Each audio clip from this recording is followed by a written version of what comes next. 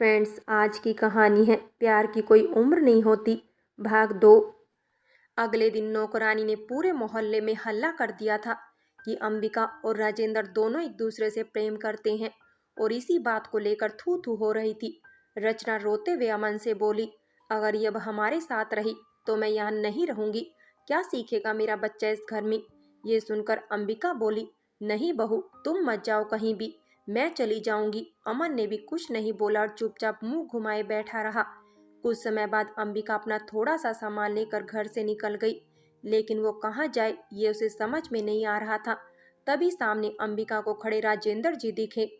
राजेंद्र पास आए और बोले, चलो मेरे साथ। इतना कहकर उन्होंने अंबिका के लाख मना करने पर भी उसका बैग लेकर अपने घर चले गए और घर जाने के बाद कहा, तुम यहाँ जब तक चाहो तब तक रह सकती हो।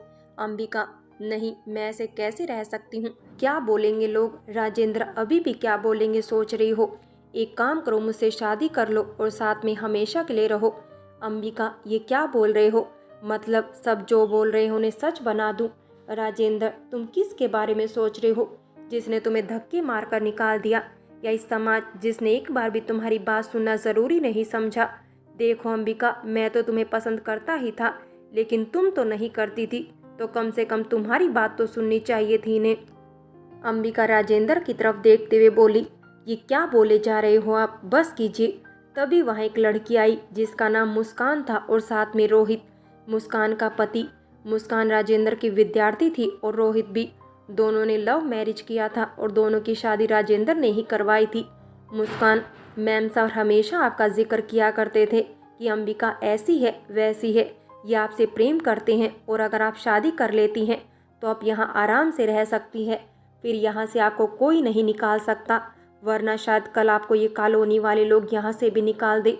मैं एक वकील हूँ और मैं आपकी शादी तुरंत करवा सकती हूँ। आगे का फैसला आपका होगा। अंबिका ऐसा करना नहीं चाहती थी, लेकिन अब क्या करेगी और कहाँ जाएगी, उसे कुछ भी समझ नहीं आ रहा था। इसलिए उसने मुस्कान की बात मान ली और शादी के लिए तैयार हो गई। वो रात तो अंबिका ने जैसे तैसे बिता ली।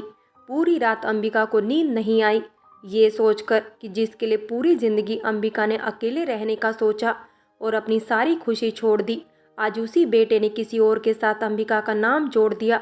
और सोचने लगी, जिस बेटी के लिए उसने इतना सोचा, उस बेटी के पास आज अपनी माँ के बारे में सोचने का थोड़ा सा भी वक्त नहीं है। अंबिका ने राजेंद्र के बारे में भी सोचा, लेकिन उसको राजेंद्र से प्यार नहीं था। अंबिका तो राजेंद्र के पास बस संगीत सीखने जाया करती। वैसे ही सोचते सोचते अंबिका की पूरी रात कट गई। अगले दिन सुबह राजेंद्र अंबिका के जागने का इंतजार कर रहे थे। कुछ समय बाद अंबिका राजेंद्र को दिखी। अंबिका हर दिन की तरह नहाकर तैयार हो गई। कुछ समय बाद अंबिका की नज़र राजेंद्र पर पड़ी, जो उसी को देख रहे थे। अंबिका ने पहले तो अपनी नज़रें नीची कर ली और फिर धीमे धीमे कदम बढ़ाकर राजेंद्र के पास आई। वो राजेंद्र के सामने ऐसे खड़ी हुई जैसे वो कुछ कहना चाहती हो, और कैसे कहना है ये उसे कुछ भी समझ में नहीं आ रहा था। राजेंद्र ने फिर सामने से पूछा, कुछ कहना है। अंबिका धीमी आवाज में, जी। राजेंद्र उसको देखते हुए बोले, कहो। अंबिका वही राजेंद्र के सामने बैठ गई। अंबिका अपना सर नीचे किए हुए बोली, मैं आपसे शादी नहीं कर सकती और इस उम्र में शादी अच्छा नहीं लगता और प्यार भी नहीं। मैं बस आपकी इज्जत करती हूँ। मैं आपके पास सिर्फ संगीत सीखने आया करती। मुझे आपसे नहीं, संगीत से प्यार है। राजेंद्र, वही संगीत जो तुमने अपने बच्चों के भविष्य बनाने के लिए सीखना छोड़ दिया था। अंबिका ये सुनकर राजेंद्र की तरफ देखने लगी।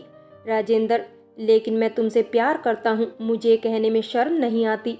मैं प्यार कर रहा हूँ, मुझे उम्र से क्या मतलब। खुशी के लिए उम्र नहीं देखते। जब मरने की कोई उम्र तय नहीं होती तो हम प्यार करने की उम्र कैसे तय कर सकते हैं। अंबिका, लेकिन राजेंद्र, बस मैंने कब कहा कि मेरे प्यार के बदले तुम भी मुझे प्यार ही दो। और तुम ऐसा मत समझना कि मैं तुम्हारी मजबूरी का फ़ायदा उठा रहा हूँ। बिना शादी किए भी जितने दिन चाहो उतने दिन तुम यहाँ रह सकती हो। तभी बाहर से शोर होने की आवाज़ आई। आवाज़ सुनकर राजेंद्र बाहर निकले। तभी उन्होंने देखा कि वहाँ कुछ बुजुर्ग औरतें और कुछ मर्द खड़े हैं और अंबिका को कॉलोनी से बाहर जाने को कह रहे हैं। अंबिका ने भी खिड़की से पर्दा हटाकर देखा और उसकी आंखों से आंसू आने लगे। अंबिका की आंखों में आंसू देखते ही राजेंद्र गुस्से से बाहर निकले और बोले, क्या दिक्कत है आप सबको, क्यों शोर मचा रहे हैं।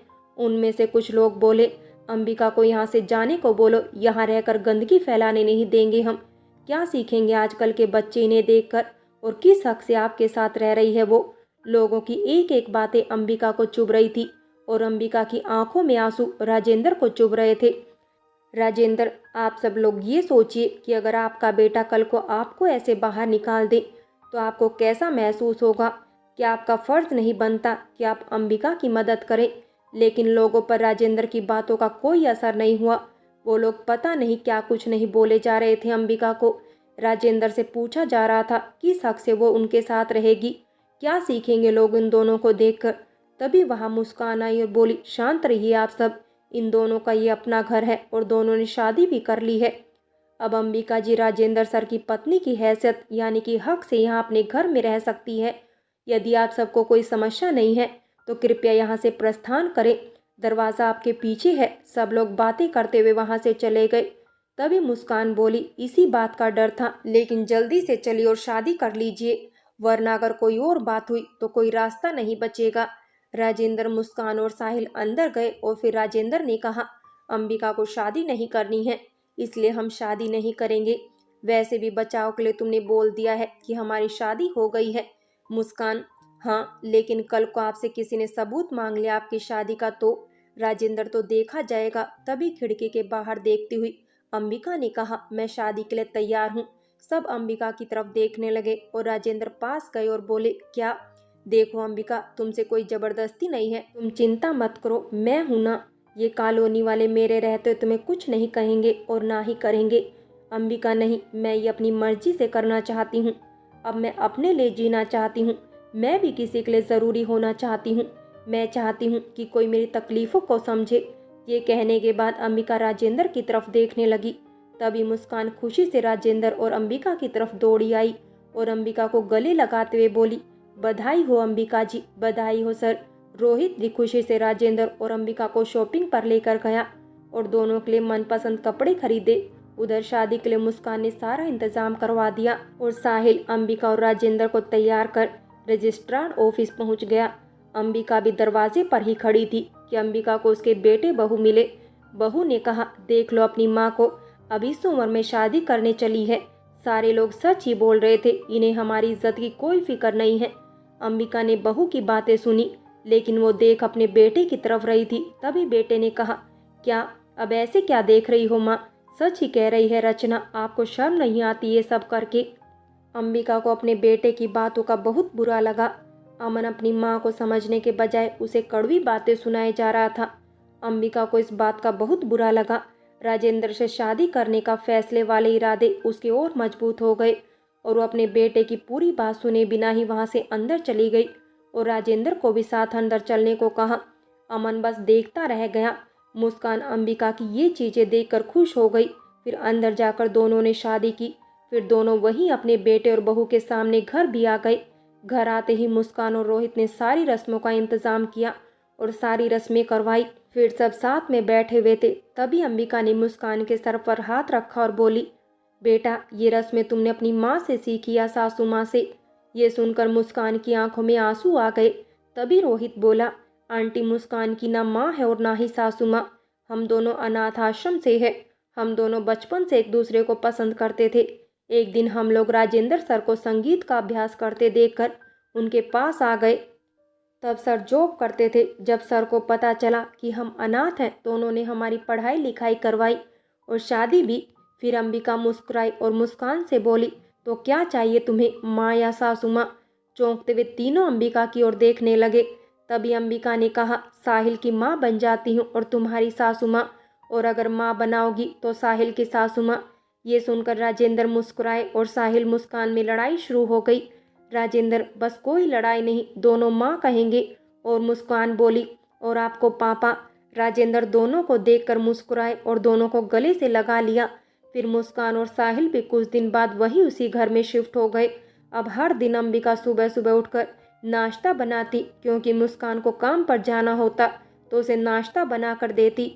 फिर साहिल को उठाती और उसको अपने हाथों से नाश्ता करवाती थी। फिर राजेंद्र की सारी ज़रूरतों का ध्यान रखती।